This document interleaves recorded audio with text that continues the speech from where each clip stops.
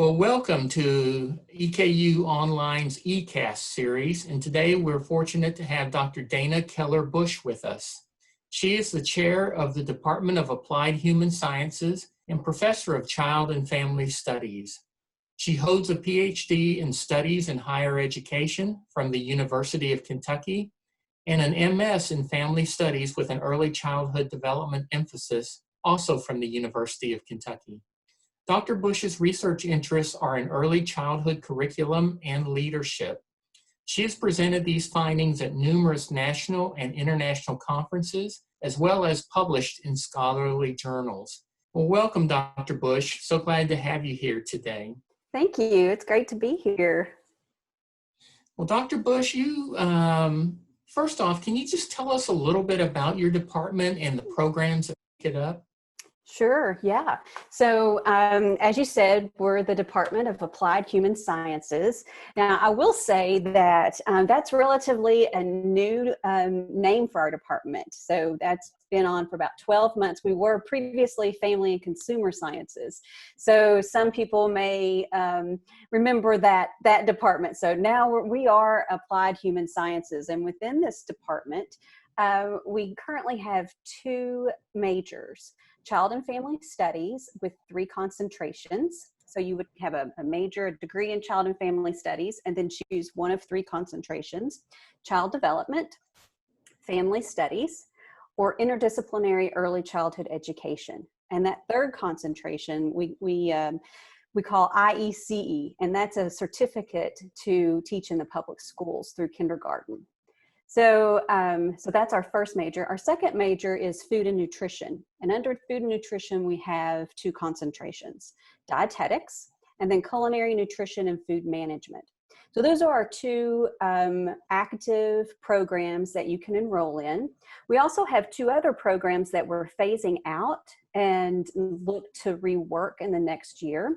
Those 2 are Family and Consumer Science Education and Apparel Design and Merchandising. So we do have students enrolled in those programs and taking classes in those, but we are not accepting new students. But we're looking at how we can retool both of those majors under one. So stay tuned for that, Steve. Okay. Your graduates, what fields or disciplines do they end up moving into once they complete their degrees? Yeah, so those that receive a degree or earn a degree in food and nutrition would become diabetes educators, cancer dietitian, food service dietitian, nutrition researcher. We have graduates that are very passionate about world hunger and work in more of a public sector. So those would be those students who have gone into our food and nutrition with that dietetics concentration.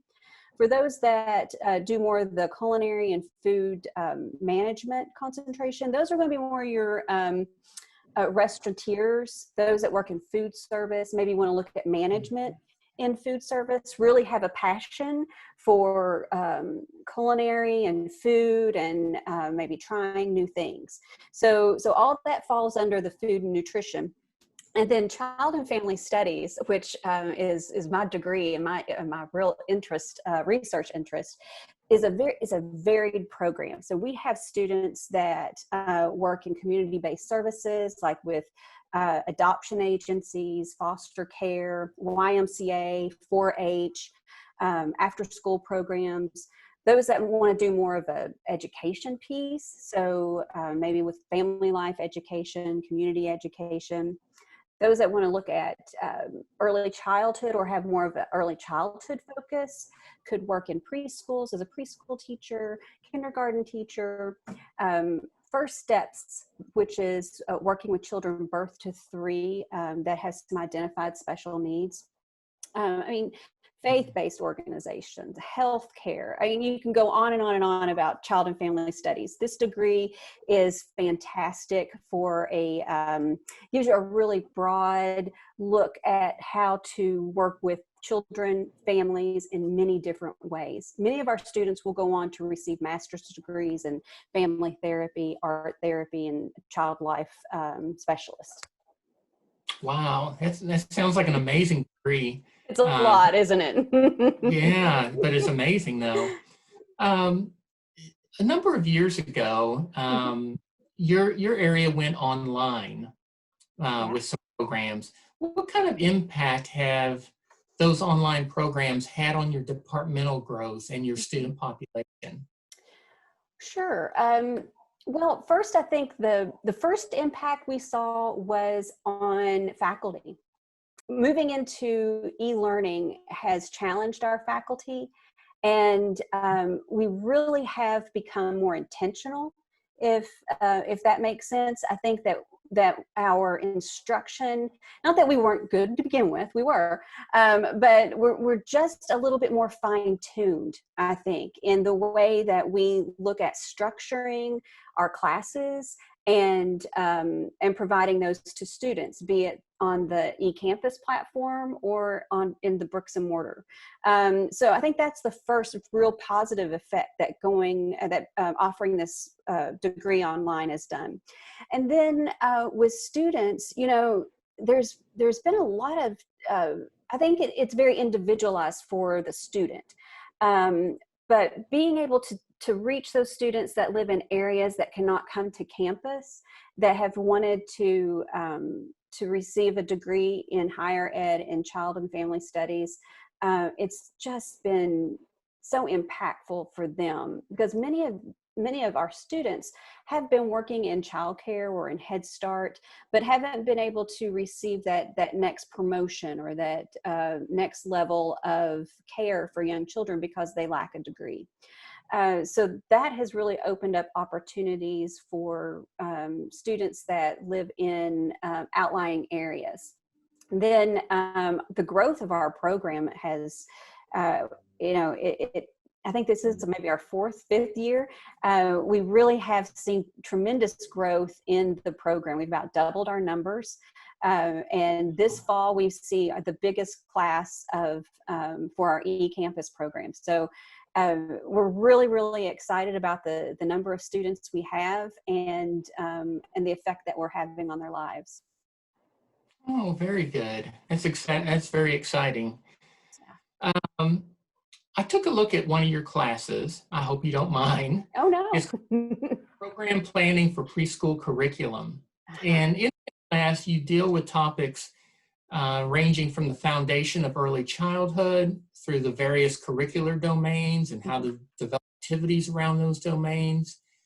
I mean, as I looked at it, it looked like a cross between the disciplines of psychology and education. I don't think many people are really aware of the educational status of the child care worker that graduates from a program like ours. Unfortunately, some people think of child care still as babysitting. Well, Dr. Bush, please speak to this misconception and to the rigor of the program that you all have put in place. Sure. Well, you just happened to pick one of my favorite classes, CDF 406. I love that class because it really is where all this stuff starts coming together. Those 200 and 300 level classes that students have been taking, it all kind of melds together into this upper division curriculum class. It's 400 level. So yes, there are elements of psychology, sociology in this class, because in the beginning of the curriculum, students learn about different theories, like Erickson's theories, Piaget. Those are some that we really pull upon when we look at curriculum. How does a child develop? Developmental theorists. Because before we can write a curriculum, develop a curriculum for a child, we have to understand their development. A example I always give is with 2-year-olds. How sometimes 2-year-olds go through a period of biting. I don't know if you've ever been around a child. Not every child bites, but it's very concerning when that happens, because it shows aggression, and but there's a reason why children do that. And it's a developmental reason. It has to do with speech and language, and that so their speech and language may be a little bit delayed, a little bit behind others, and so they get frustrated and they don't know really how to communicate with you. So so what they do, they might bite you, you know, or they may throw something. So we understand that that's a level of communication. Well, as a teacher of young children, because I know that and understand those developmental stages, then I would develop that curriculum around those needs. So, so that's kind of where the psychology comes in, the sociology. We have one theorist, Yuri Bronfenbrenner, that he took this ecological systems approach to development of children and families, and I won't go into the whole thing, but it's really fascinating. And so we pull from that theory to understand children in society. That you know, we can kind of see that children is kind of like the nucleus of a circle, and all around the child, they're being affected by different things.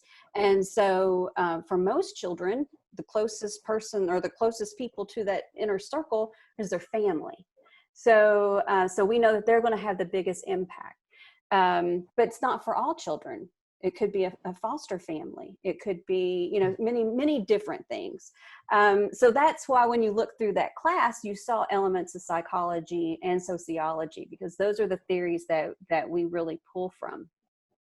And then, you know, you brought up the whole babysitting issue, and yeah, it is kind of unfortunate. It's not kind of unfortunate, it's really unfortunate that some of society views early childhood educators as babysitters or daycare workers, which we don't like to use that term either, because we're caring for children, a precious resource to our nation, to the world. And that, you know, we know that development is so important in those first few years of life. You know, the brain is developing at a very fast rate that will never develop like that in the future.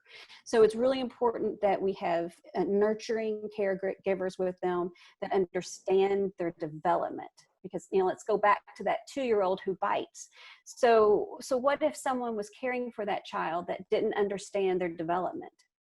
Well, that child could be punished for something that is not a punishable offense, if I may say, because really they're progressing along this developmental line. So it's important for us to know those things. Does that answer your question, Steve? Yeah, it's very good. It's very good. And that kind of segues into this next question. Mm-hmm. You know, for those parents of young children listening to us right now, what should parents look for in a good child care provider? Yeah, you know, so this is a real struggle for parents, because childcare, you know, you're thrilled to have this baby, this child to care for, to nurture, but then, you know, you have a family with both are employed, which is important, and so you want to find a place for this child to go every day or however often, and to be cared for, nurtured. And, you know, finding quality childcare can be difficult. So there are some things that you should look for. The number one indicator of quality is teacher preparation. You know, is it a professional workforce? Do they have degrees? And, you know, this will vary by state and licensing requirement if a degree is required for childcare. But that will be the number one indicator of quality, that the teachers in this center have higher education in child development, curriculum planning, understanding environments, and those types of things. So that's number one. Look for that. Look for a leader that has a college degree, a director, an administrator, you know, so that they will understand specific early childhood policies and then can help guide those teachers as well. When teachers do have professional degrees, you will see that they will provide a curriculum that's developmentally appropriate. And so that means that it's going to be appropriate for that child's age, but also appropriate for that child where they're at developmentally. Because we all know that not all children start walking at the age of 12 months, right? There's a bit of a span. So, so we have to understand that there is a developmental continuum, but you know, how does that child, excuse me, develop individually? So we're all developing, you know, in our own rate. So that so that's important. Teacher-child ratio is also really, really important. That they should definitely not exceed the standards by the licensing agency of the state. But we know that when there are fewer children and with one or two teachers, that you're going to see more interaction than you would if there were more children to that one teacher. So, and our accrediting body, the National Association for the Education of Young Children, or NAEYC, has a standard of quality and ratios that I always put parents to. So look at that ratio and see if that center is meeting it. Other things. So, the center shouldn't just be about caring for your child. It should also be about family engagement. Because remember, we talked about, you know, Bronfenbrenner and the ecological systems theory. So that family is so important to the development of the child that we've got to provide for families as well as for young children. So there should be plenty of family engagement activities, you know, lots of check-ins with parents, that parents are coming in for parent-teacher conferences or different types of family nights. So really look for a lot of family engagement. You also want a center that's very inclusive, and that goes back to that developmentally appropriate practice I talked about. But, you know, we've got to be welcoming to all children and all families, and knowing if a child needs a little extra assistance. So a very inclusive, welcoming environment is very, very important. And I guess the last thing I would say is that look for a center where they're always improving. And one of the ways that we know that is if they're an accredited center, meaning that, you know, they have to do a portfolio every so often to show that they're meeting these certain standards, these criteria. So, you know, there's a quality rating system for just about every state. So is the center participating in the quality rating center? Because that's going to show a standard of quality, and that they're serious, that they're willing to go the extra mile to meet these standards. So those would be my recommendations. Very good. Thank you. That's very good. You know, off air, we were talking a little bit about how tough 2020 has been. And I'm wondering if you could talk a little bit about the challenges that parents are facing during the pandemic. I mean, many of the people listening right now have to continue working at a job and somehow manage to care for their children. How do they do this? And what advice do you have for parents with preschoolers and young children, I mean, during this very difficult time? Yeah, you know, it really is a challenging time. It's a challenging time for families in that they are feeling a squeeze on childcare, school age care, work, and trying to do it all. And, you know, families want to do it all anyway. So they need more support than ever. And, you know, the schools and the childcare centers that their children are enrolled in, you know, we talked about that family engagement. We can still provide that family engagement even though maybe a family is homebound right now. So look to the teachers, look to the leadership of your school to provide you with activities that you can be doing. You know, that's really important. So a good quality program will help you through that. But regardless, you know, it's really important that children stay active. And, I work many hours a day. And I've thought that, wow, if my daughter Madeline was 4 years old, she's not, she's 21 now, or almost, what would I have been doing with, I've been putting myself in the shoes of many of these families. And one of the things I would make sure to do is to keep her really active. That's going to help her, but it's also going to help me to get away from this screen for a little while. So get up, take those moments to do some activities with your child, even if it's just 10 minutes. 10 minutes of a few jumping jacks, or running around the house, or some creative play, rough and tumble play. That's going to be really important. That's important for development, number one. But number two, it's it's going to, we're going to shake those sillies out. We're going to try to get some movement in us, and then we can calm. So take that time to be active with your child. It's going to be important for you too, because I don't know about you, Steve, but I do see myself, I'm spending so much more time in front of my computer than I did 9 months ago, and so I'll have to remind myself, oh, Dana, you got to get up and walk around for a few minutes. So if I had a young child, I would definitely want to involve them in that. So keep them physically active, keep them mentally active. That and young children do have shorter attention spans, but there are things that we can do. We can set stuff up for them to keep them mentally engaged while we're busy, and be very honest with them. Say, Mommy's I've got a really important meeting. I'm talking to my friend Steve. I'm going to put my earbuds in, and so I need to look at him and talk to him for a few minutes, and then after that's over, we'll do X, whatever that might be.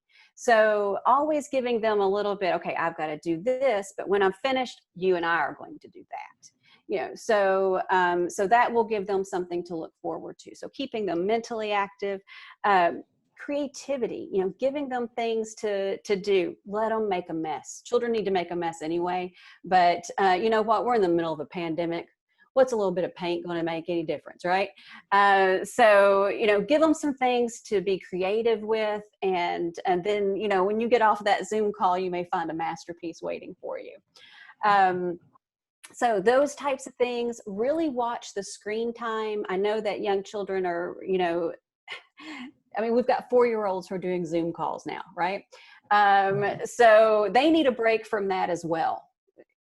So if in the evening your typical pattern has been to watch TV together, well, maybe don't do that right now. Find something active to engage each other in. So try to decrease that screen time. And I think maybe the number one thing that parents need to do and families need to do right now is take times for themselves. Parents, the adults in children's lives, are sometimes the last people to get any me time. Well, they probably need me time more than ever right now. So find little ways to get that adult time, but if it's just going on a walk by yourself or with a friend, or, so finding some time for yourself, I think, is really important. Good, thank you. Well, I'm going to switch gears here just a bit. You're in charge of a new online program called Global Hospitality and Tourism that'll be kicking off in the not too distant future. It sounds like a really exciting venture. Can you tell us a little bit about it and where you envision it taking us? Yeah, so it is so exciting. We've had so much fun thinking about this new degree. Working on the classes. We're right in the middle of curriculum development right now. The degree will be called Global Hospitality and Tourism. We'll have 2 different concentrations that students can choose. One is gastronomic tourism. That is going to have more of a food focus. And, living here in Kentucky in the heart of the bluegrass, and we've got the Bourbon Trail, and we're really becoming a well-known area for food, that we thought it was really a good place for us to offer this type of concentration. So we've got gastronomic tourism, and then our second concentration is sustainable hospitality. We're really excited about that because as we see hospitality moving forward, we have to do it with a level of increased responsibility. So how are we being respectful to other cultures? How are we being respectful to our environment? How, so that's part of what this sustainable hospitality will be. We'll also be offering certificates in both of these. So if a student already has maybe a degree in business, they don't really want another degree, they can come back to us for a certificate in one of these two concentrations. Gosh, it's really going to be cool. Some of the classes we've got, the food classes, I love food. We've got a history of spirits and wine, which I think could be really interesting. I mean, if you're wanting to go into tourism and lead gastronomic tours, then you're going to need to know some of the basics about culinary and wine and spirits and how to run a tour, how to design a tour. We might have all been on little tours before, but that's a lot of work. There's a lot of planning that goes into those. So it's just going to be great. Some of the classes that we're working on, I'm like, oh, I want to take that one. Oh, now I want to take that one. So I may have to come back and get another degree. Well, very good. Well, I hate to ask this next question, but I think it's an important one, especially for students considering majoring or getting a certificate in global hospitality and tourism. But, with this pandemic, one of the hardest hit industries has been the tourism business. And so just what are some of your thoughts about the comeback of this huge, multi-billion-dollar industry?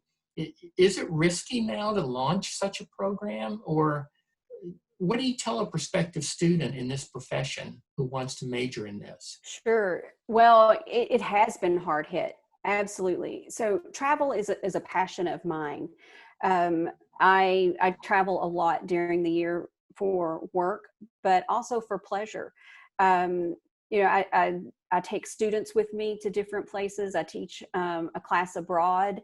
So, my life has changed a lot since February 1st, because that was the last time I was on an airplane. And normally I would have been, made many, many trips between now and then.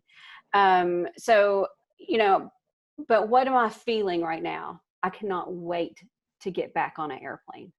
I cannot wait to go back to take my students to Italy again, or to Washington, D.C., or to the next conference. So my husband and I, we talk about this, that we kind of feel it building. We know that we need to stay home right now. We need to keep ourselves safe. We need to keep our family safe. But as soon as it feels right, where are we going to go? So we have these thoughts, we have these feelings, and I know that we're not the only ones. So I think that, I don't have a crystal ball, but I think people are going to go out and to travel like they haven't traveled before. It's going to look different. Absolutely. And maybe that's why it's such a great time to enter into this degree and for us to offer a new degree, because it's new for us. It's all new research. We're starting from ground one with the most current research, the most current technology in hospitality and tourism. So when a student comes into our program, it's all going to be the current trends, what's new, because this is what we've been doing for the past year to get ready for the program. We know it, we've been reading it, we've studied it. So I think that this program will go really, really well. And what a better time to graduate than in 2 years or 3 years, depending on when a student comes into our program. Because the hospitality program will come back. We could look back at 9/11 And we know that tourism and hospitality took a hit then. And there was a recovery time, absolutely.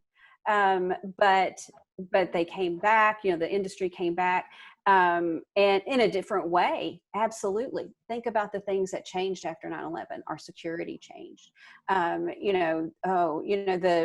Even our packing changed, right? I mean, before, when I went on a trip, I would just throw all of my hair accessories, in a bag. But now, I have to make sure it's 3 ounces. So I think we're going to see that with the pandemic as well, when this is over and it's safe to travel again. I'm not deterred. I think that it is an exciting time to be launching the program. I think it's going to go really well. Yeah, you've got me excited about it. Maybe I'll go back for another degree too. We can be study partners. Yeah, there you go.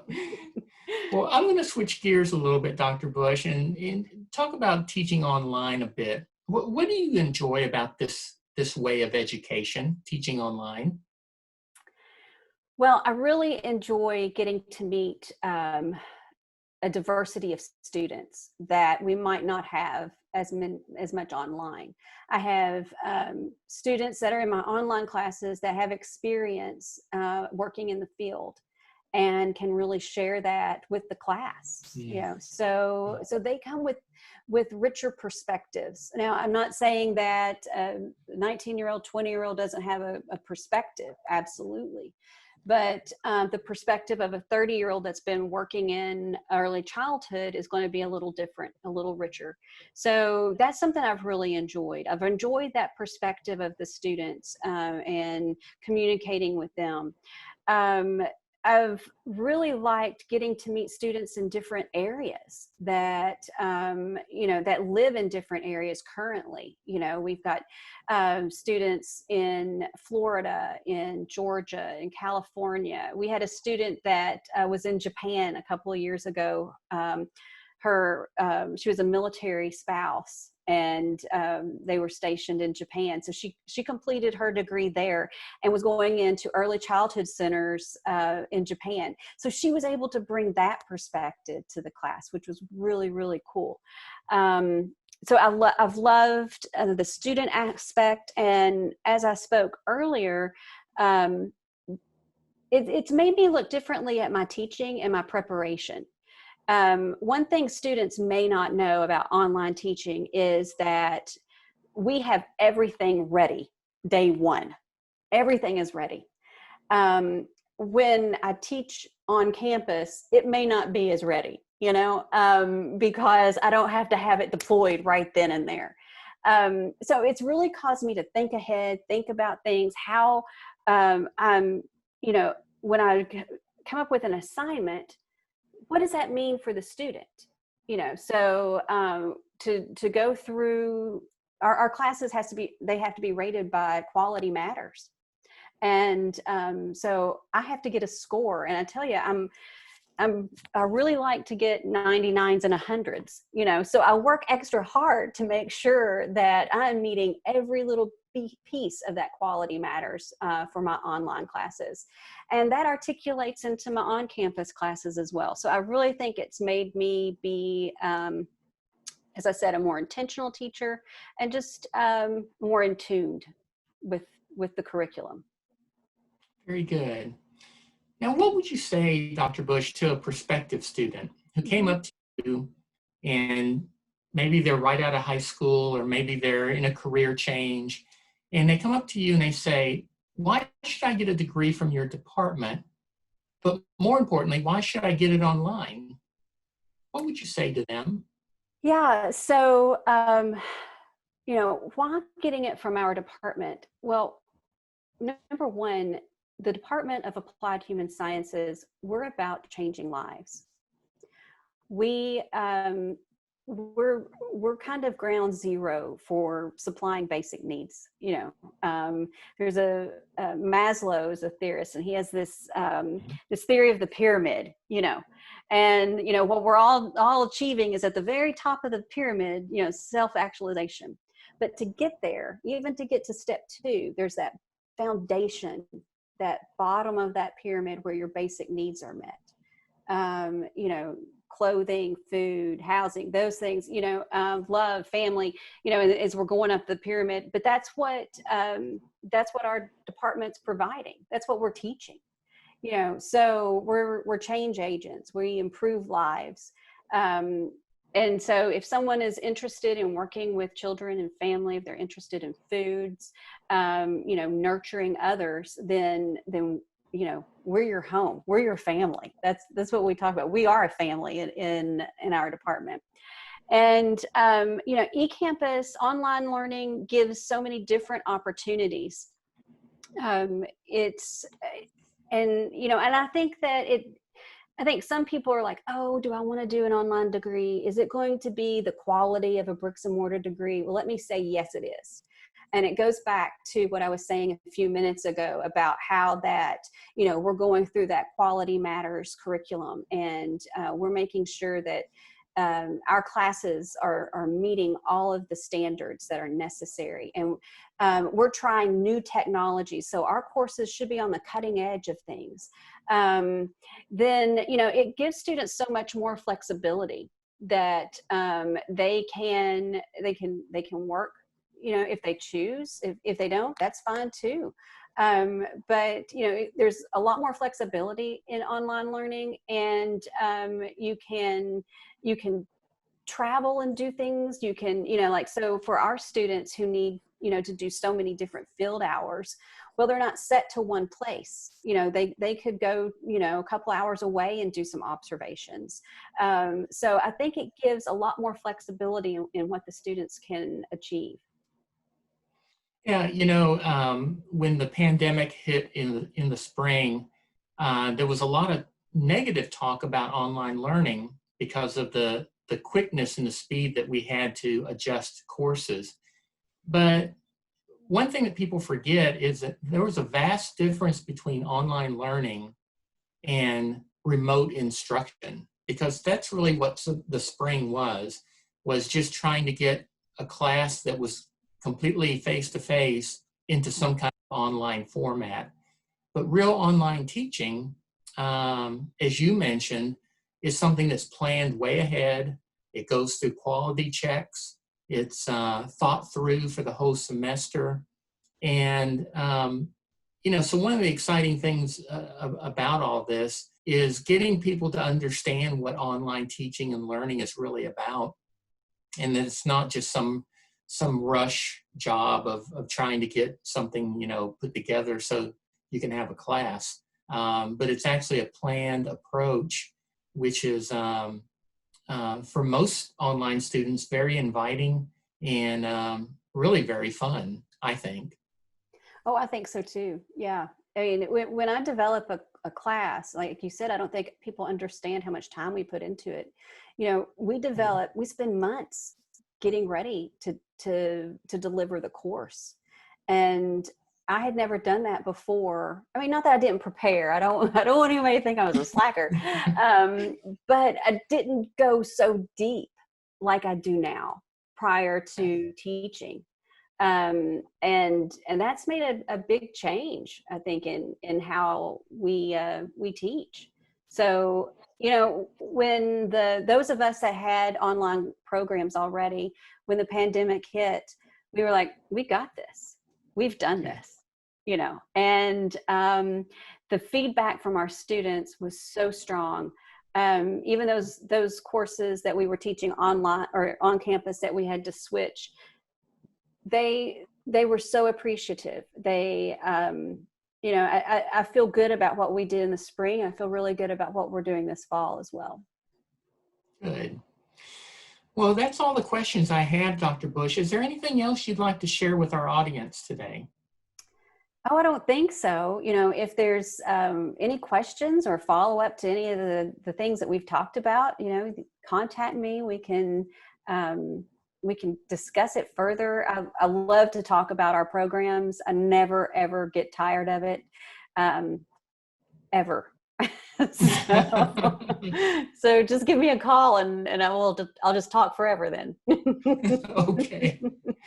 Well, we want to thank you so much for your time and just appreciate you spending some actually more than a few minutes. You spent some time with us this afternoon, and I just really appreciate it. Thank you so much. Oh, thank you, Steve.